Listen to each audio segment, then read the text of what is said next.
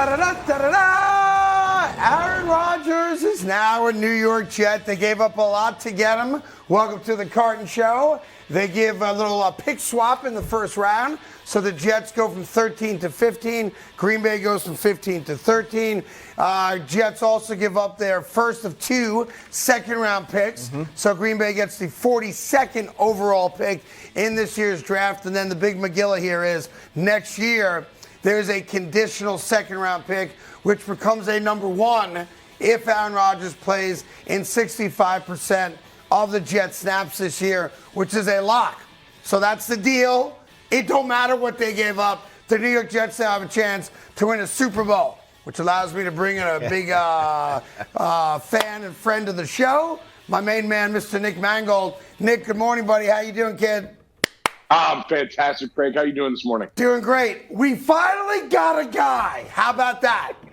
We get to have fun things. I have the champagne ready. Nice. It's good. It's a beautiful day. The sun is shining.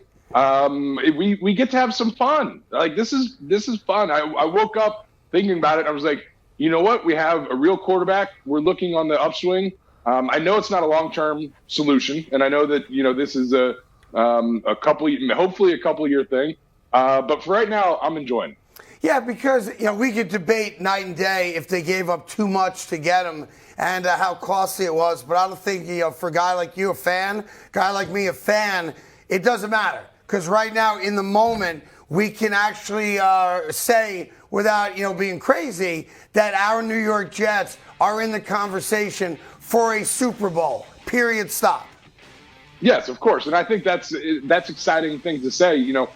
When I look at the compensation, I wasn't that concerned with it. You swap first-round picks, 2 spots. I don't think that really matters. So you basically gave up the high second, and then the conditional next year. And you know what? If he plays more than 65% of the snaps, I think we're going to be in a good spot for the playoffs and making a run. So I'm happy giving a first-round pick next year if that's what we get for this season. Yeah, how important is it to you, Nick, that he gives us at least 2? That regardless of how this upcoming season goes, whether it ends up in Las Vegas at a Super Bowl or at some level of playoff appearances, that we get him for 2 years. How big is that for you? That's huge. And I think the big thing I heard when he was on the Pat McAfee show was that he wanted to come play for the New York Jets. And I never heard that when we did this however many years ago with Brett Favre. I never heard that from Brett. We were really just a stepping stone to get him to Minnesota. So for him to come out and say that he wanted to come play for our beloved New York Jets, that was exciting. And that's something that I'm hoping, if he has a handful more years left in him, that he's going to spend with us and make something special. Yeah, my gut is that he's not the guy that's going to want to jump around the way Brett Favre did. And what Nick's alluding to, he's right. It's just from a historical standpoint, everyone's comparing this because they're both Green Bay legends. Brett Favre never wanted to be a New York Jet. No. Green Bay just wouldn't trade him to Minnesota because they're a division rival. So Brett Favre said, all right, if I got to suck it up for a year with the Jets, I will. And as you could speak to, Nick, you guys were 8-3 before his shoulder went down on him, right? Yeah, and we were having a great run. My wife and I were talking about it yesterday after this trade went through, and she was like, yeah, well, it didn't really work out that well. And I was like, yeah, it didn't. But for that little period of time, we were flying high, and that was a lot of fun. So I think if Brett had just shut himself down for 2 weeks instead of trying to be the Iron Man and heal up and then finish out the season, things might have been different. But, those things happen. And so the fact that Aaron seems to want to be here is a huge bonus for me because you look at Tom Brady and what he did, and he smashed age records in playing quarterback. So now we have a guy who's 39 coming in, who's an MVP quarterback. We could get a couple of good years out of him.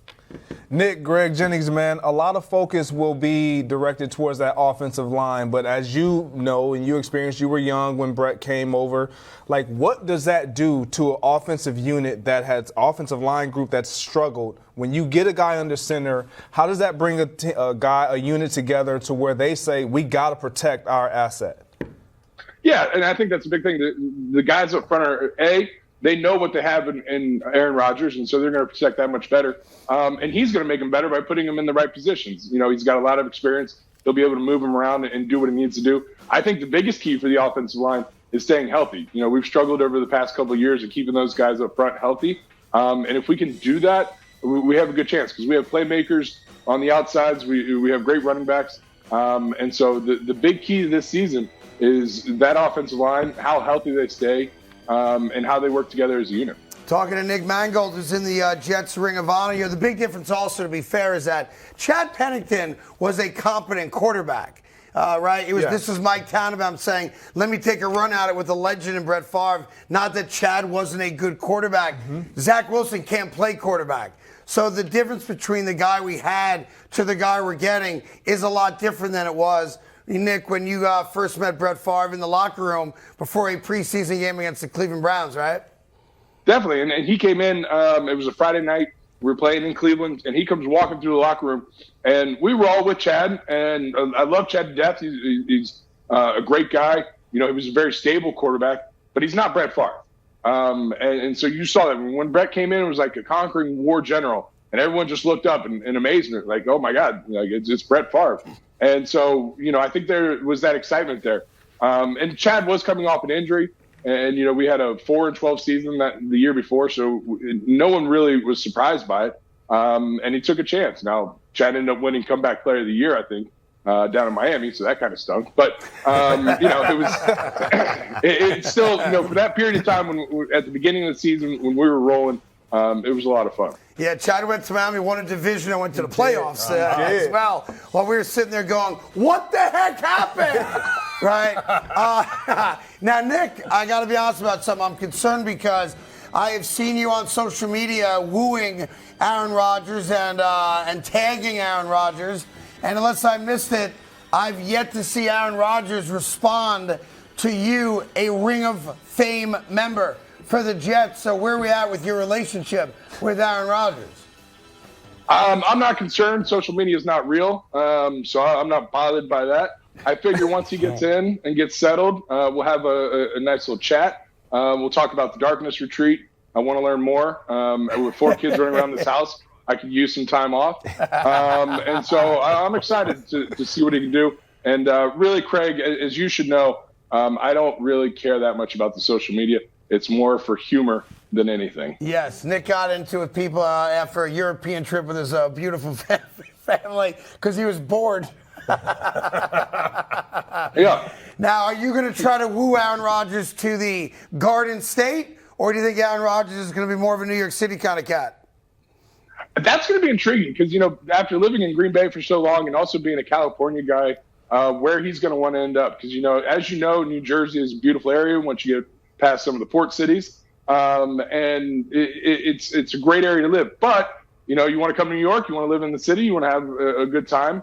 I understand that as well. So it's going to be interesting to see where he ends up, if he's just going to hide out, out here in the burbs, or if he's going to be a city boy. All right, final thing for you, talking to Nick Mangold. Obviously, getting Aaron Rodgers is a difference maker. You're now in the conversation to be a contender for a Super Bowl. Give me an idea right now, just your 30,000-foot view. What else do the Jets need? What are we missing outside of getting an Aaron Rodgers, of course, that would prevent us from making that run? I think a little bit more help on the defensive line would be great. We always need to be able to get after the passer. And linebacker seems to be solid, but, we can always use a little bit more depth. But really, health is going to be a big one. Making sure these guys are healthy, prepared, ready to go into the season. Because on paper, like you said, we've got a pretty stacked team. But if we can't stay healthy, it's not going to matter. Are you aware that Aaron Rodgers does the salsa? Have you seen him dance? I have not seen him dance. Watch. I know the championship belt. Give me the music. Not even close to salsa? This is what we've had to put up with all morning. Oh, that's why you guys are so negative. Jeez. I mean, God, Cody, you're at a funeral. What did I do? I'd like to have a little bit more excitement. Yeah, He's dancing that's with my a guy. cardboard cutout. He's That's been not doing a it for an cardboard hour. cutout. That's Aaron Rodgers.